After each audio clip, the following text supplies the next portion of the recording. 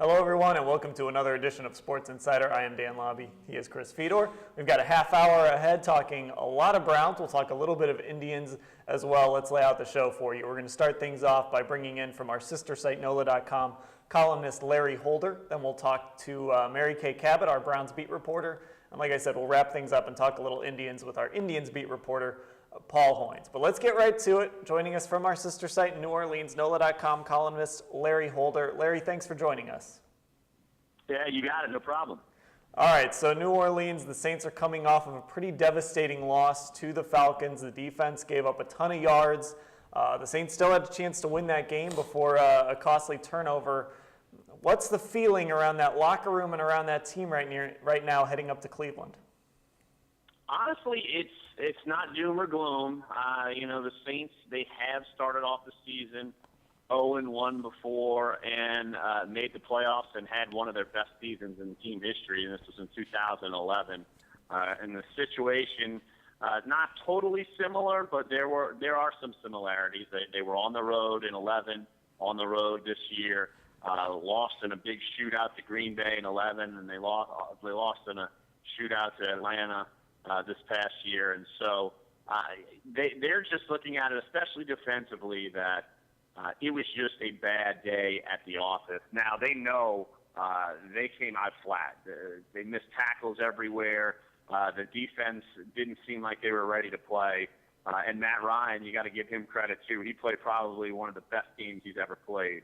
And so I'm with them. I don't think it's the defense is all going downhill, even though they gave up tons of yards. They were the number 2 pass defense last year, and they gave up 448 yards to Matt Ryan. They never gave up anything close to that last year. So, but they know, even though they might not want to admit it publicly and cause a stir, they know the last thing you want to do is go 0-2 because the percentages of making the postseason and beyond are quite slim if you lose your first 2 games. Larry, is there a sense in New Orleans about this team and about the NFC in general that if we want to get to the Super Bowl, if we want to make it far in the playoffs, we've got to find a way to get the best record possible to keep that game out of Seattle? I think absolutely, and it's twofold for the Saints. Look, they've been to Seattle twice last year, lost both times, played better the second time in the divisional round, but still couldn't get it done. And the Saints, before Seattle, the Saints are the last team in the NFC with home field advantage to get all the way to the Super Bowl. So the Saints know how well playing in the Superdome helps them.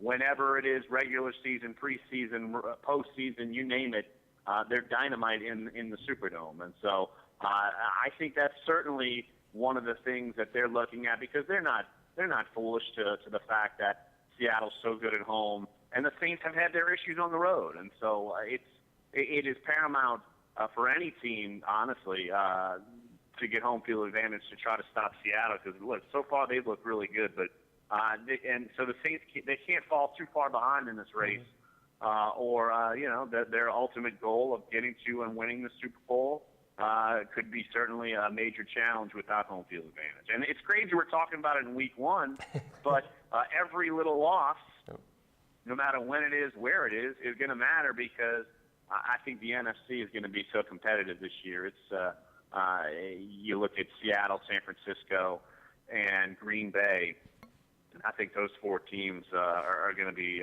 jostling it out for home field.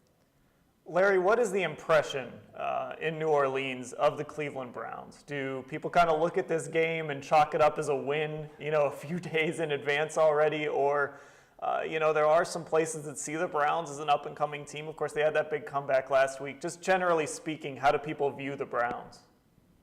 The Saints, they, of course, are not looking at it as some easy win, especially since losing and especially going up against the road and really seeing what they did against Pittsburgh last week. But, look, I think the impression is if you look at the Saints' first month of their schedule, even though there were 3 road games, people figured the Saints could at least go 3-1 and maybe go 4-0. Well, obviously 4-0 is out the door, but you looked at Atlanta, at Cleveland, home against Minnesota, and then on the road at Dallas.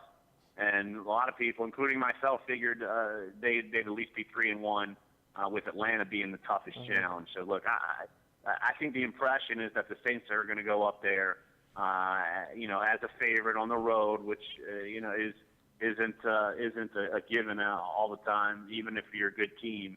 I think the impression is that the Saints are going to go on the road and beat a Cleveland team that is still trying to figure things out under a new head coach. Will they see Johnny Manziel? Ben Tate's hurt. But I don't think there's a lot of people in town, if you try to gauge the pulse, that really think the Saints are going to go up there and lose that game. Larry, everybody knows about Jimmy Graham and Drew Brees and Marcus Colston, but Brees has a new toy. It's Brandon Cooks, had an outstanding debut. He was a guy, Larry, that a lot of Browns fans had their eye on with that second first-round pick that the Browns had. New Orleans trades up in front of the Browns, and they take Cooks, and this kid just looks like he's got star written all over him. Yeah, well, they needed to jump Cleveland. They needed to jump Philadelphia, Green Bay, Kansas City, because there was no way the Saints were going to get him at 27, and they absolutely targeted him and wanted him. There's no question about it. And you could just see, even from us just watching him in practice, how good he's going to be and how good he was already. And it's a weapon that the Saints, I don't think, have ever had within this offense. A lot of people might compare him to Darren Sproles. I don't think that's the case because Sproles never saw the field as much as Brandon Cooks will. Look, Brandon Cooks is an every down player, and he's going to be returning punts. And he can run every route, catch every pass. He can beat you downfield because he's extremely fast, and he can run routes well. He's the total package, and I think we saw that. Look, the Saints' offense wasn't the problem against Atlanta, and Brandon Cooks had a good game. And when they started focusing in on him, Jimmy Graham had 80 yards, Marcus Colston had 110 yards receiving. The Saints were able to run the football, averaging 5 yards a carry as a team. Look, I think part of that is the Cooks factor, even with those weapons we've already talked about. Larry, tackling was, of course, the big issue for New Orleans, for the Browns as well in Week 1. Tackling was a big problem. And, of course, the question here has been, how fixable is that? So flip that to New Orleans. How fixable are the mistakes that they made on defense against the Falcons?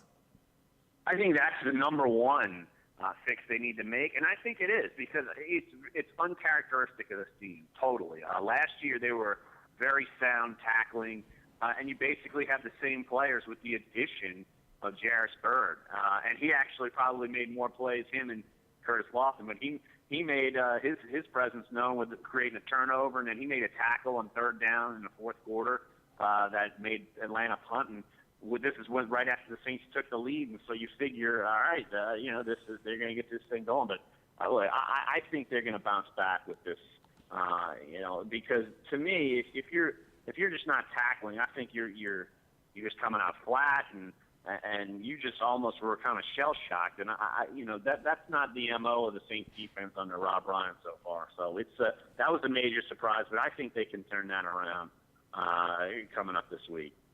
All right, Larry Holder joining us from our sister site in New Orleans, NOLA.com columnist. Larry, we appreciate you taking the time out.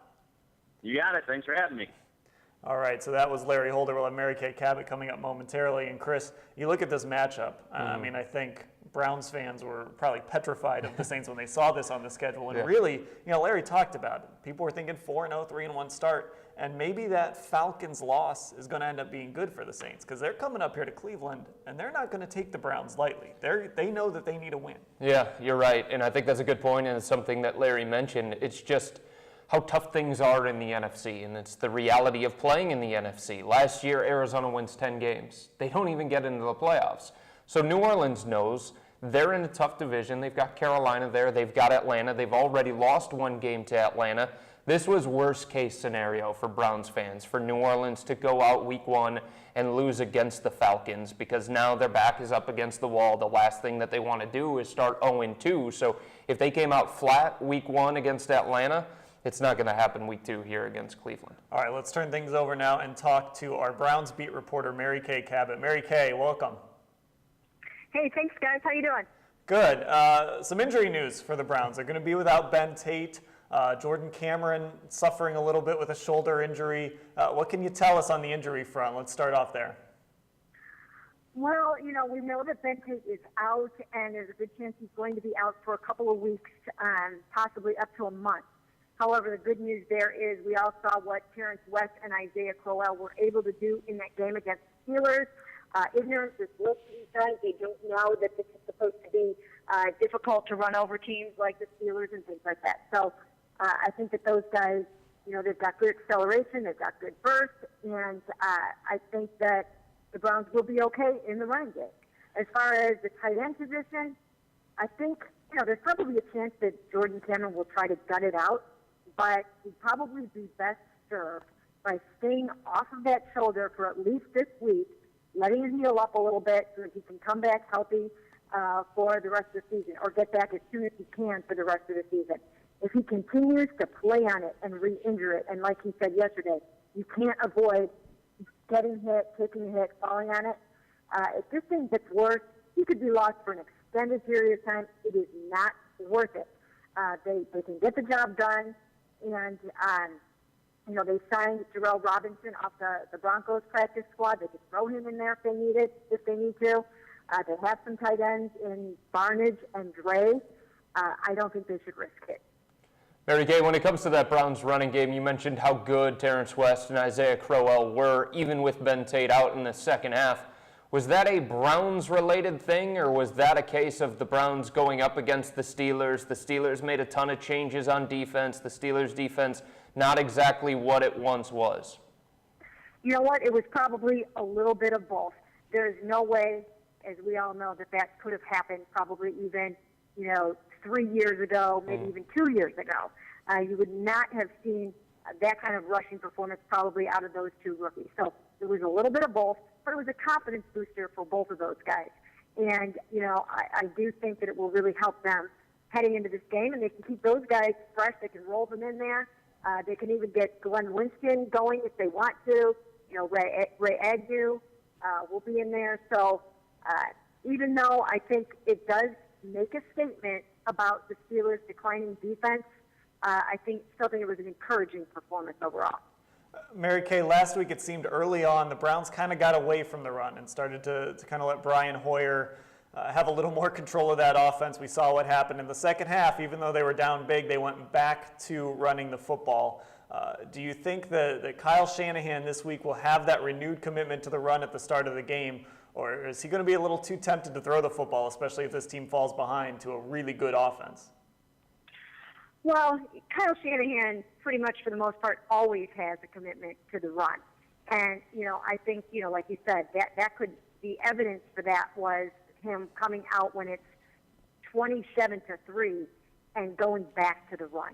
So, you try different things, you see what's going to work, but this team will always be heavy emphasis on running the football in that zone blocking scheme. I don't think anybody here has to worry that they're going to abandon the run for any length of time.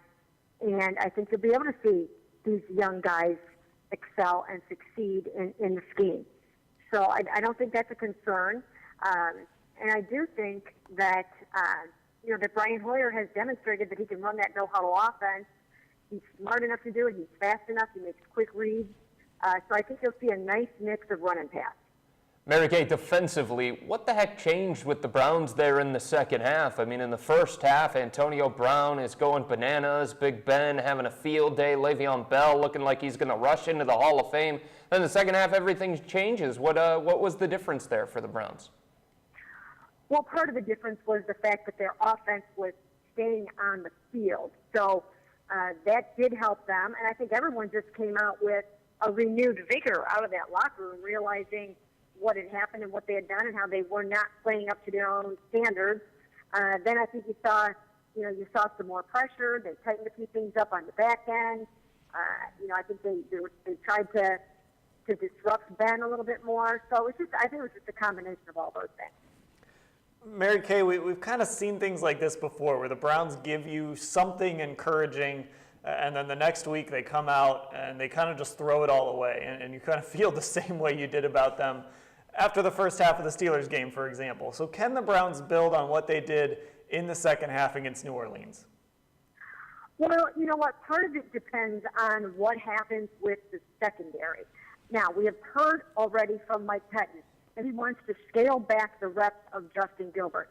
As you know, you would think that might sound like an easy thing to do, but it's not as easy as it sounds because that you just don't have a lot of other things that you can do there right now, except for a couple of rookies in Robert Nelson and Kawan Williams. They let go of Aaron Berry, and Isaiah Trufant is on injured reserve right now. So, there's only so much you can do. I think they will spread the reps out a little bit, to some of those younger guys.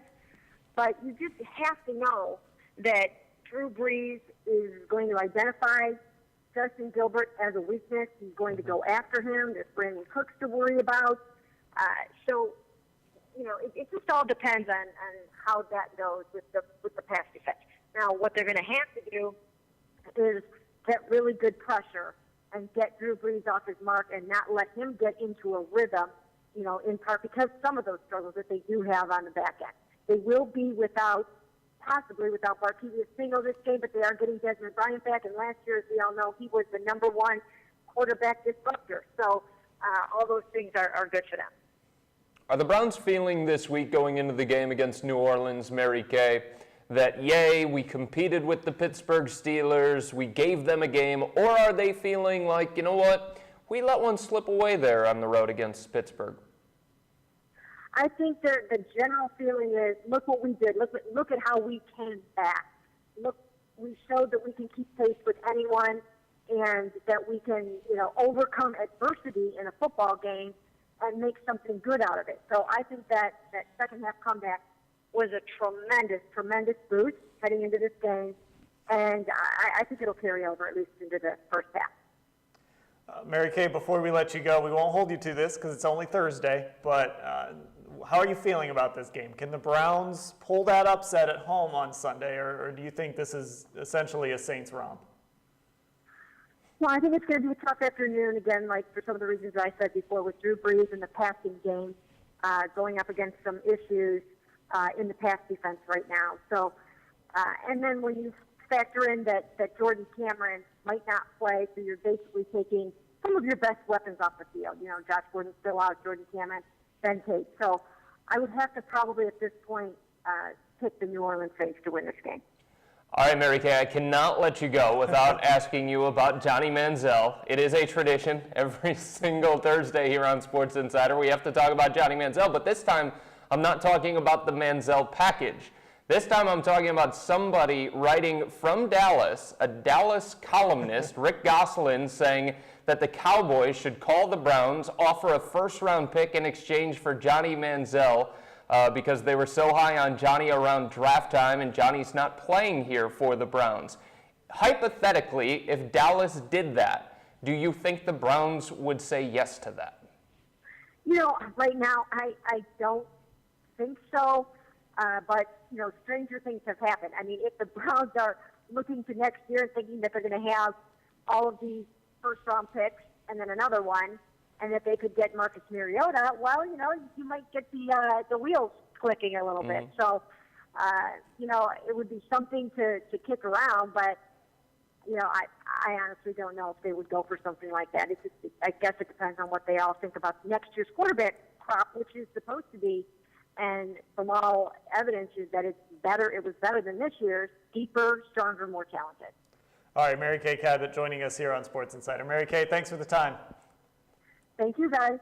All right, so now we will switch gears and talk Indians when we get Paul Hoynes on. But would you do that? I was going to ask you, would you do that? See, I beat you to it. I beat you to it. You know what? I actually, if the Cowboys were willing to give you a first-round pick for Johnny Manziel, right, I would do it. So you'd have 3 first-round picks. Because you would. I'm not convinced.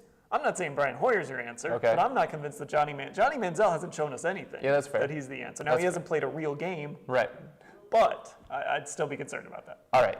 I still believe in Johnny Manziel. I still think that he can be the solution to the quarterback issue long term. So because of that, I say no. You already have that second first-round pick. So if you have to trade up or if you have to get creative, something along those lines, That second first-round pick from Buffalo allows you to do that. I still believe in Johnny Manziel. I say no. All right, that would be interesting now. Oh my goodness. I mean, it would be a good problem for the Browns to have, you're right. I think. All right, let's switch gears and let's send it over to Progressive Field, where Paul Hoynes is joining us, our Indians beat writer. Hoynesy, what's going on? How you doing, guys? Good, good. Now, before this Minnesota series, I felt like the Indians needed to sweep this thing. Minnesota's a shaky team. The Indians are falling a little bit behind again. This was a prime series to sweep. That's obviously not going to happen, but they do have the doubleheader today. How big are these two games? Well, I think they're definitely big. They almost have to.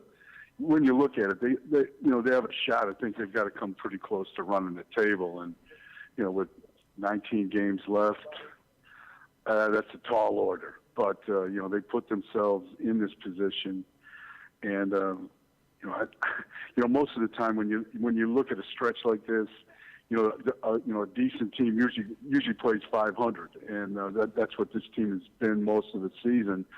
So they've really got their work cut out for them. Hoynesy, what has been the difference with Jason Kipnis this year compared to last year? Well, I think you could just about everything. He's not driving the ball. He's not hitting for average. I guess a similarity is he's still stealing bases, but defensively, I think his game is fallen off a little bit, and I think a lot of it goes back to the injury, the oblique injury he suffered at the end of April. But that's been 4 or 5 months ago. So he really whether he came back too soon is a question. But by now some adjustments should have been made, and they haven't been made. So this is a tough year for him. And obviously another thing is the extension he signed. The 6-year $50 million plus extension. We talked to him yesterday, and he said that he didn't handle that the right way. He tried to go out and prove he was worth it instead of just, sitting back and relaxing and saying, my future is secure now, and now I can just go play baseball. So, different guys handle those kind of things different ways. And, unfortunately, Kipnis took that approach, and it kind of backfired on him. Hoynesy, moving forward, looking at the future of this team, it seems like there's a logjam in the middle of the infield. You've got Jose Ramirez. Zach Walters, they still have to figure out what position he's going to play. Jason Kipnis, Francisco Lindor. And then you can talk about third base, Lonnie Chisenhall. Are they going to start to explore potentially Chisenhall in the outfield, Chisenhall at DH, Jason Kipnis in the outfield? How do you think they're going to handle all these things? Well, I think that's definitely something on the table for discussion. I think they'll wait to the off season, and obviously defense has killed them this year. Mm-hmm. It's been an Achilles heel, and it's surfaced at all the wrong times. They've made the most errors of anybody in the big leagues, team-wise, and third base and the middle infield has been a question mark. I think position changes will be discussed now. Whether they do it or not, that's up to Chris Antonetti and Terry Francona and their staffs. But Kipnis does have a history of, he was drafted as an outfielder, made the switch to second base, so that it wouldn't be an unfamiliar, switch for him if that's what they want to do. And you've seen Ramirez play, and his range is great at shortstop. They've got Lindor sitting at Columbus, and that could be the new middle of the diamond, setup if that's the way they go. If they would move Ramirez to second, they could put Lindor at short, and then you've got the middle of the infield covered. So it's going to be interesting to see how they go on this thing. Hoynesy, when you look at the standings, the Indians are closer to the second wild card than they are to the division, but there's more teams in the way. Looking at the schedules, they've got Kansas City, they've got Detroit. It seems like if they're going to win this division, it's in their hands, and it almost seems like it would be easier for them to do that, assuming they can beat those teams, than to get the wild card. Do you think that they can beat Detroit, beat Kansas City, and still have a shot to win this division? Well, I think we're starting to see Detroit, the real Tigers right now. You know, they came in here and beat the Indians up, took 3 out of 4. They took 2 out of 3 from Kansas City. You know, this is a classic Detroit late season push. We've seen it time and time again. So I think these next 3 games with this over the weekend, when the Indians go up to Comerica Park, those are critical games. And we're going to see, I think the season will be settled right there, then and there. We're going to find out just what kind of team the Tigers are and just, you know, how resilient the Indians are, because they played them very, very well this year. It doesn't seem like it, but they're still 8-8 against the Tigers after going 4-15 last year. So they've improved, but the Tigers are still the Tigers. Hoynes, I was looking at the standings the other day for the first time in a long time, and the Yankees now, like Dan mentioned, neck and neck with the Indians, and the Toronto Blue Jays are ahead of the Indians. Where the flying fadoodle did these teams come from? Well, you know, the Yankees, they just made, you know, when they made so many changes at the trading deadline, you know, Chase Headley, and they just brought guys, one guy in after another, and, you know, Brandon McCarthy, I mean, it never stopped, and, you know, that's what you can do when you have a $200 million payroll. So, you know, and Toronto, you know, has gotten hot. You know, they've always had the offense. Jose Batista's going off the hook. So, you know, they've got power. They're starting to get some pitching. So, you know, it's going to be, you know, Bud Selig wanted parity with the wild card and then the second wild card, so he's got it right now. Hoynes, when you look at this team long term, it seems like you've got the potential for a very good young rotation that can be together for a while. Last year, of course, the Indians didn't do a lot to supplement this team. If they miss the playoffs this year, what can they do offensively? Are they going to be aggressive again and go out and try and make this offense better, or are they going to hope that guys get better and that maybe they can find internal options? Well, I think, you know, you look at this team and you know, for me, you know, this is probably the best group of young starting pitching that they've had in years, or since I can remember covering the Indians. You know, you've got Carrasco, you've got Kluber, you've got Bauer, you know, you've got Tomlin, you've got McAllister, you know, you've got Danny Salazar. So that's you know, I don't think there's not a lot of teams that could say that.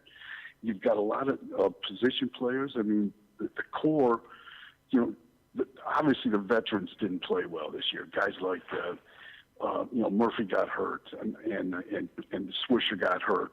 You know, those guys, you know, really didn't produce, but you've got, like, you got some cornerstone guys you could look at. You've got Brantley, you've got Gomes behind the plate, you've got an inconsistent but still a productive Chisenhall at third base, and Santana has kind of salvaged his season, you know, after a terrible start.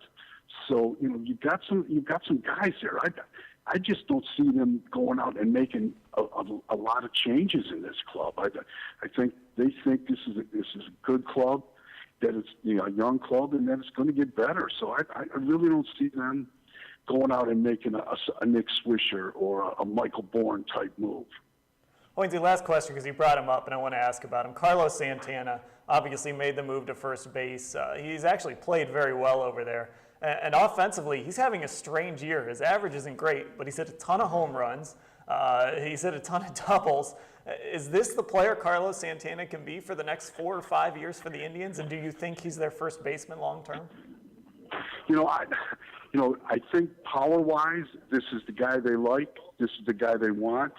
But I still think, you know, I always go back to what Manny Acta said about Santana, that he was a 290 to 300 hitter, and he hasn't come close to that. So I still think that's in there, but he has so many moving parts to his swing. He's a switch hitter, you know. He's got that big looping swing, and I think that's holding him back. But you know, kind of, you know, proof is in the pudding here. We've seen this guy 3-4 years now. And, you know, he looks like a 240 to 250 hitter who's going to hit 25 home runs draw 90 to 100 walks, and we still haven't seen the big RBI production from him. We still haven't seen 100 RBI season from him. And I thought down the road that's what this guy was going to be. But so far, his inconsistency, at the plate, all the moving parts at the plate have hurt him, have held him back. So right now, you've got to say this guy is, a 230 to 250 hitter who can, hit 25 to 30 home runs a year and maybe drive in 80 runs a year. It's good, but it's not great. All right, Paul Hoynes joining us. The Indians playing 2 today against the Minnesota Twins over at Progressive Field. Hoynesy, appreciate the time. Thanks, guys. All right. Thoughts on the Indians? Carlos Santana. I love this guy. Okay, do you? I do. After the way you talk, I think he's fun to watch. it's amazing after the way you talk about it. You're like, average, not great, but He's like a sabermetrics, the sabermetrics guys love it because, they don't like to talk about average. They like to talk about that power production, run production. I think Carlos Santana is fun to watch. You know what? I've said this before, Dan, and I feel like I'm in the minority on this. But even if the Indians don't make the playoffs, I feel that this is a successful season. I really do, because they found some things, they answered some questions moving forward. That's first and foremost. And because just look at all the guys that they've been doing this with here late in the season. You thought you were going to have Nick Swisher. Nope. You thought you were going to have Justin Masterson at the front of the rotation. Nope. You thought you were going to have Asdrubal Cabrera. Nope. So look at the guys that are making contributions on this team, and a lot of them are going to be, I don't know if they're going to be big pieces moving forward, but they are going to be pieces of this team moving forward. It looks like there's a new core in place, and it's one that you can rely on at least. Yeah, there's a chance. We'll see how it all plays out. I think we said this in 2007 and 2008 too. There's a chance that this year, even though they might not make the playoffs, could be a big transitional year for them. And we could look back on this year and say that's kind of when it started. All right, that'll do it for Sports Insider. Thanks to all our guests for joining us, Larry Holder, Kay Cabot, and of course, Paul Hoynes. For Chris Fedor, I'm Dan Labbe. Thanks for watching.